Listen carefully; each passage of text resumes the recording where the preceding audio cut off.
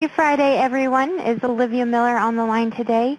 On our agenda today, we only have a few items. We're going to be taking a look at some of our dashboard numbers and then going over some updates we've pushed out to the EPIC tool since the last time we all met and talked.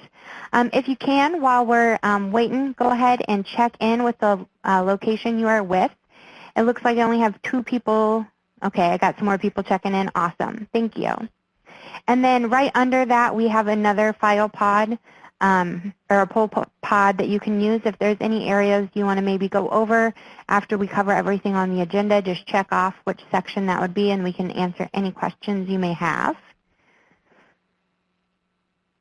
Alrighty, so first thing we're going to do today is we're going to go over our dashboard numbers and kind of identify some areas that we're going to need to focus on here these next 2 weeks to get cleaned up. So our first row is, our first column is the new cohort invitations pending. So these are customers who have invitations that have been sent to DHS to review eligibility for specific customers. We only have 2 that are in the pending process. We have one at Humboldt and one at Mid-South. We do have 5 that are past due as being accepted. We have 2 at Woodlawn, 1 at West Suburban, 1 at Southeast, and 1 at South Suburban. So we'll want to make sure we are acknowledging those invites came in and checking that box there that we saw those come in. We don't have any sitting in the eligibility pending row.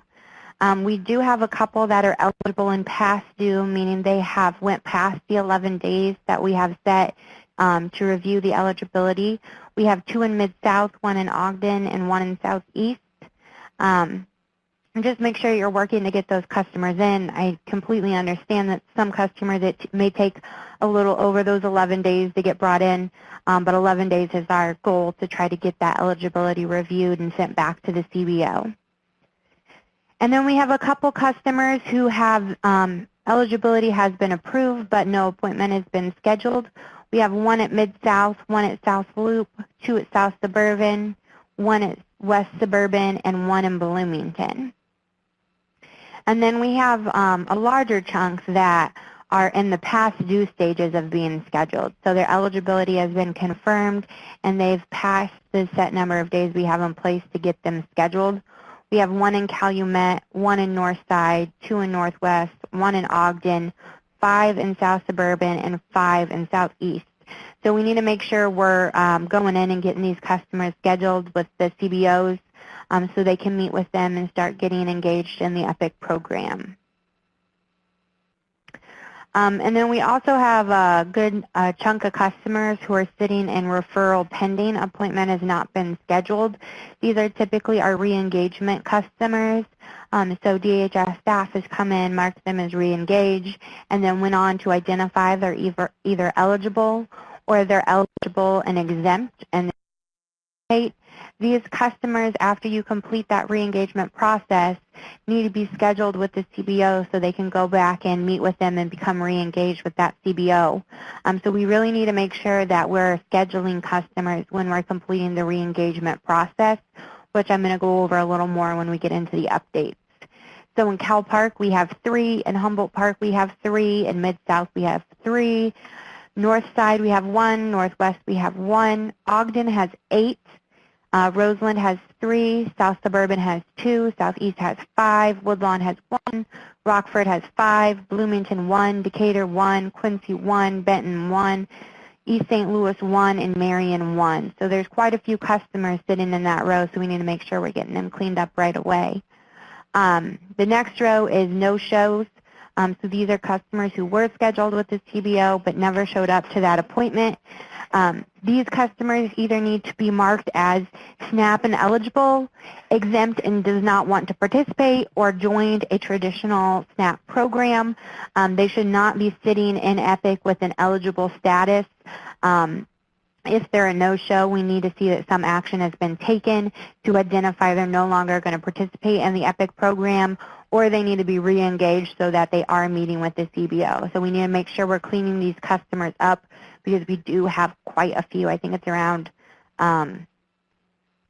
60 on the dashboard. So we have 6 at Cal Park, 10 at Inglewood, 3 at Humboldt, 4 at Lower North, 3 at Mid-South, 4 at Northside, 24 at Northwest, 16 at Ogden, 3 at Roseland, 12 at South Loop, 15 at Southeast, 14 at West Suburban, and 3 in Decatur. So please make sure you're taking a look at these no-show customers and determining if conciliation is the best process for them. Maybe they're exempt and they just need a status update, but just make sure you're updating that in the customer's EPIC profile so that the CBOs know what's going on. Our next column is referral rejected, action required. We do completely understand that some of the referral rejected customers may remain in this referral rejected row. They're not necessarily going to lose eligibility because of the rejection, but they may be going through a process to better align them with the new CBO.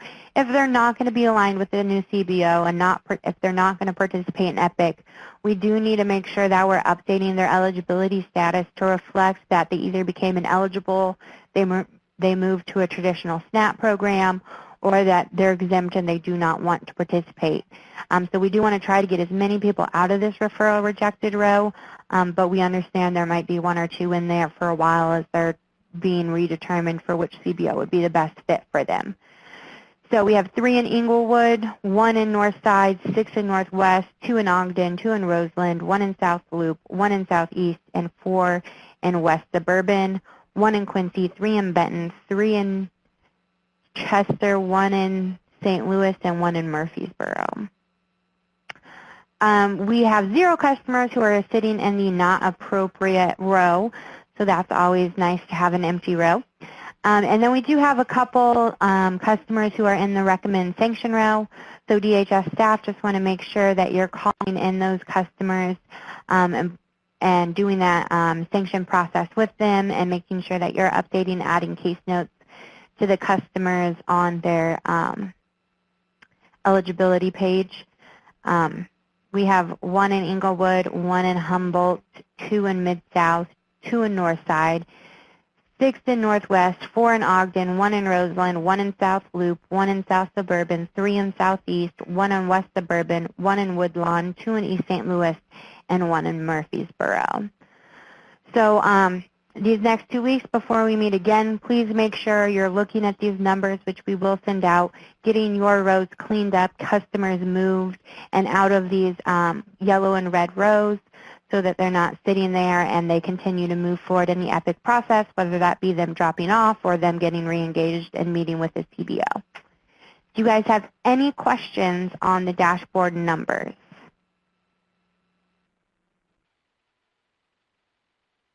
Alrighty, I don't see anybody typing. I'm going to pull this down, so if you haven't had a chance already, please go ahead and check in with the DHS office you're with and identify any areas in which you may want to discuss after we complete the agenda. I'm going to go ahead and get my screen up, and I'm going to go over some of the updates with you that we have available, as well as kind of demo some re-engagement stuff. I just want to make sure that we all have this process down. We have a couple customers who haven't necessarily completed the entire re-engagement process, so I want to make sure everybody has a chance to see how that works and all the steps that are needed. So first of all, we have our EPIC updates. We have, since the last time we met, pushed out quite a few updates that help with the control group reporting along with re-engagement and identifying where you are at in the EPIC page. So first of all, we have our control group report, which was updated. We updated the report's filter dates and application submission dates. The demographics tab is also grabbing every customer that was entered in for the control group.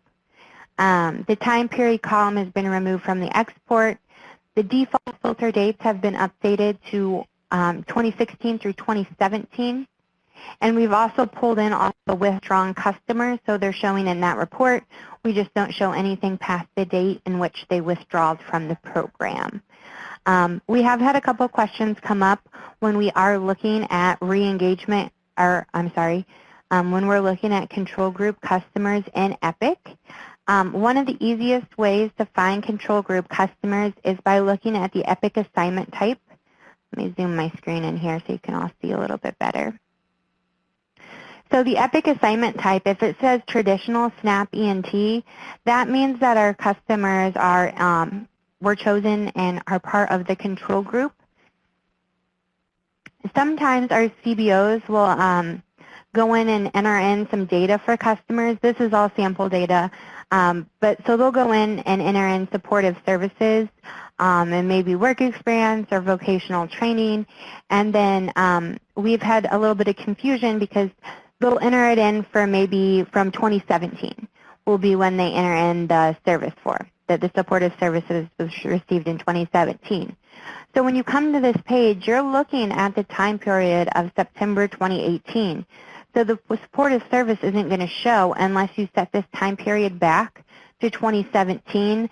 Then it will show you the supportive services or any of these other areas, work experience, vocational training, education, that they received. So if you're looking for something and you're not seeing it when you first come to this page, make sure that you are filtered on the time period in which the customer was receiving the services, and then you'll be able to see everything that was entered in by the CBO. Our next update is related to the enrolled dashboard. We updated the re-engagement process row that shows customers who have never been enrolled. It was pulling some customers who had previously been enrolled but were marked as not enrolled at that point.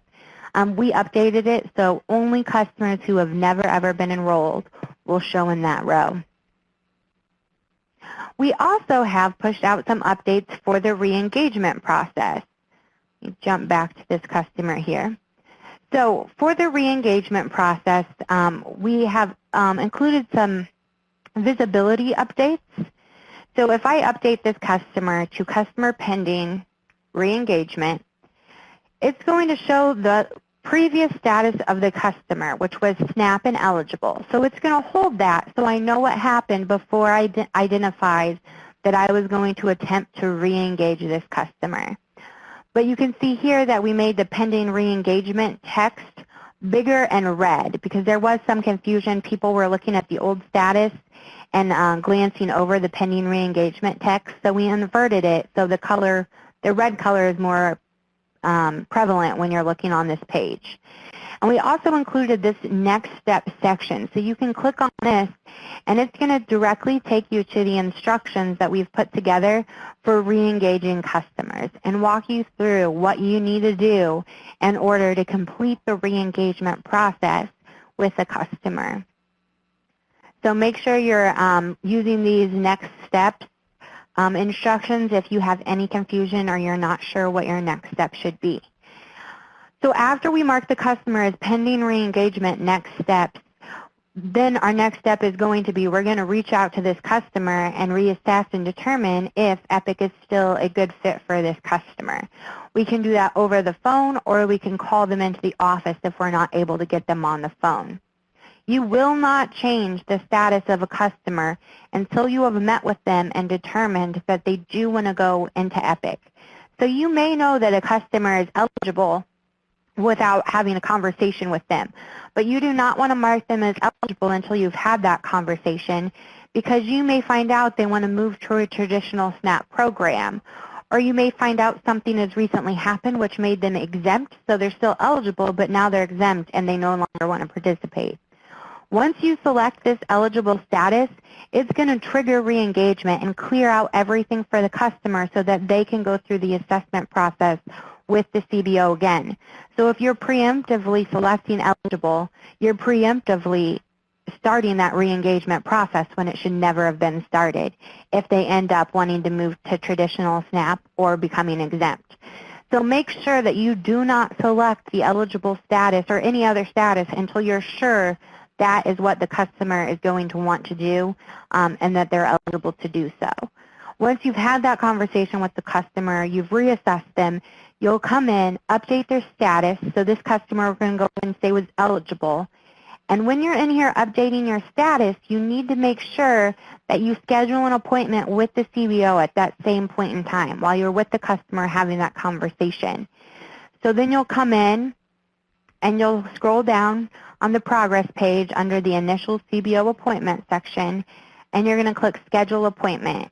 And now this is just a test one. I don't have any appointments to select from, but you would select the appointment from the list and set that for the customer. And you would then generate the 2151, hand it to the customer, and your re-engagement process will be complete. You will not complete re-engagement until after the customer has been handed that 2151 and is ready to go to their appointment, unless they're SNAP ineligible. If they're ineligible or want to move to a traditional SNAP program, instead of selecting eligible, you would have selected one of these statuses, and then you would have been done. There would have been nothing left that you needed to do for the customer. So do you guys have any questions at all regarding the re-engagement process? Anything that you've ran into, any issues, any odd situations in which this process maybe wouldn't have worked for you? I want to make sure we're getting those all out of the way because we're really trying to get EPIC everybody cleaned up, and we don't want to be resetting people if they shouldn't be reset. So it's really important we have that conversation before we select a status. Alrighty, I don't see anybody typing, so we'll go ahead and move on to the rest of the updates that we got pushed out. We've also added text strings to the top of the customer's search page. So when you're clicking on numbers in the dashboard, it'll inform you what line you were on in order to get there. We also included additional text on the invite. It now says the appointment time selected in the referral process is not reserved for a customer until DHS approves eligibility and clicks the button Submit Eligibility Verification. So what that's really getting at is a CBO is going to schedule an appointment for a customer when they're sending them to you. They may set that appointment for October 5th, but it is not going to schedule that person for that date until you have verified that they're eligible. We don't want to take up a bunch of appointment time slots for customers who may be not SNAP eligible. Maybe they're receiving TANF. Maybe they're already in another program and they can't get out of that program. So we don't want to start taking up a bunch of appointment dates for people who aren't actually going to show up. So once DHS verifies that they're eligible and yes, they're okay to go back to the CBO, it will trigger that appointment date to be scheduled for the customer. It'll hold it in the customer's invite, but it won't schedule it until you say that it's okay to schedule it. So if those appointment dates, fall are past due by the time you guys get to them, it will be your responsibility to go in, select a new appointment date for that customer while you have them there for when they can go meet with that CBO. It's best to schedule them sooner rather than later. One of the things we have definitely learned in this EPIC program through all the different processes we've been through from when we first started to now is keeping them engaged and moving forward is very beneficial in making sure the customer stays in the EPIC program. If we let 3 weeks go by before they meet with the CBO, the chances of them actually showing up to that initial appointment with the CBO decrease each day. So definitely make sure if you have to reschedule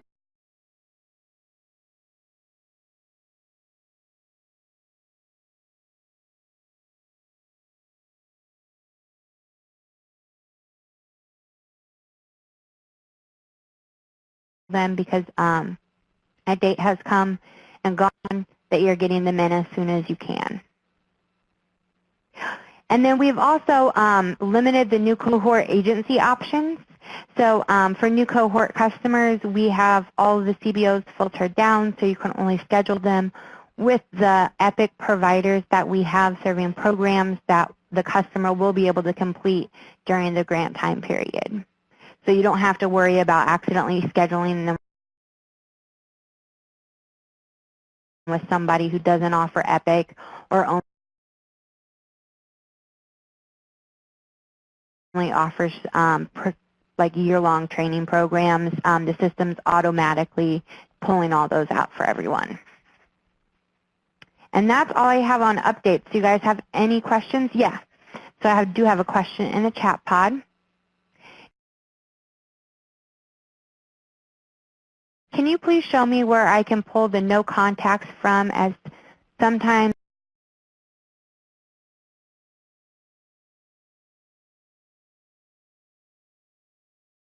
they are not in my daily updates from Epic. Yeah, so in order to see all of your no contact customers, you're going to go to your enrolled dashboard and you're going to scroll down to the CBO enrollment verification status section. It's the third section down on this page.